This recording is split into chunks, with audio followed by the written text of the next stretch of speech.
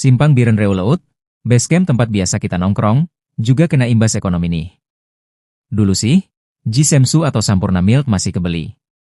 Sekarang, dompet udah gak kuat, bro. Terpaksa deh, beralih ke gudang garam atau Louvman yang lebih ramah di kantong. Tapi, jangan salah. Meski rokok udah ganti, solidaritas tetap nomor satu. Basecamp tetap jadi markas kita buat ngumpul, cerita-cerita, dan ketawa bareng. Rokok boleh beda, tapi keakraban tetap sama. Di tengah ekonomi yang lagi kurang asyik, para buruh bongkar di Simpang Biren Reuleut tetap santai.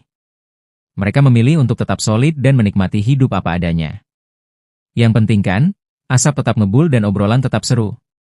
Simpang Biren Reuleut ngajarin kita buat tetap adaptif, solid, dan bisa nemuin kebahagiaan dalam kondisi apapun. Semangat kebersamaan itu yang bikin kita kuat menghadapi tantangan. Jadi, santai aja, bro.